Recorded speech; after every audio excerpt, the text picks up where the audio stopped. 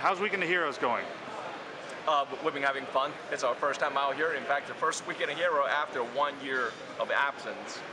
We ran 9 years, 10th year we stopped it, and the 11th year we decided to bring it back out, but bring it to Columbus, Ohio, and people seem to like it. So it's been fun. Can you give us a little backstory on Weekend of Heroes?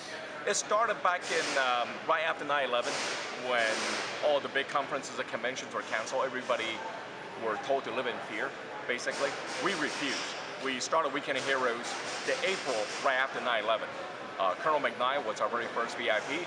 We want to encourage everybody to step up and live your life as the way you should, the way you want to. Don't live in fear.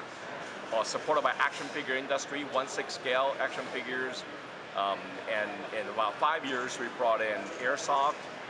And now with action figure industry gradually declining, Airsoft gradually growing, it's a very interesting crossroad right now.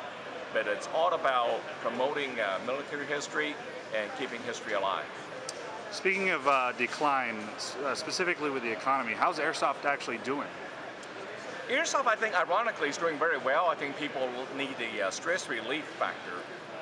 With the Operation Lion Claw's military simulation series alone, our numbers are growing leaps and bounds.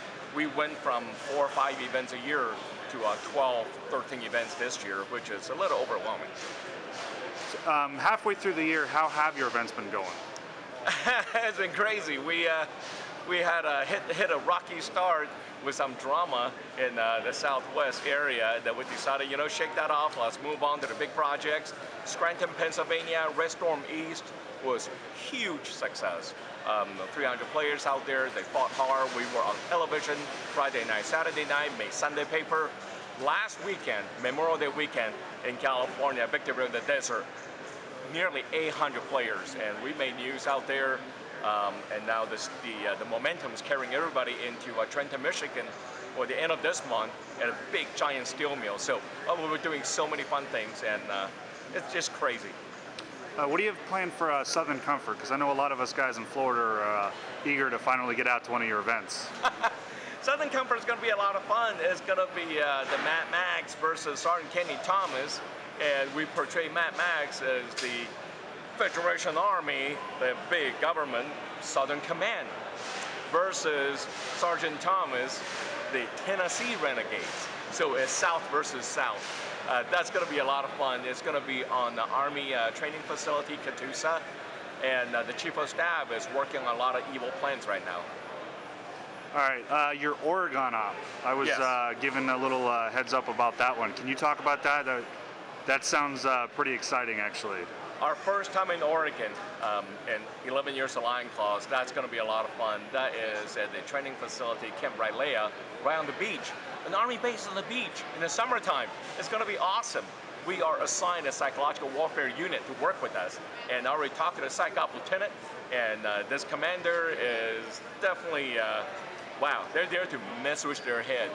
She's already eager to get it on. So it'll be interesting. Chief of Staff is the Nike flight engineer.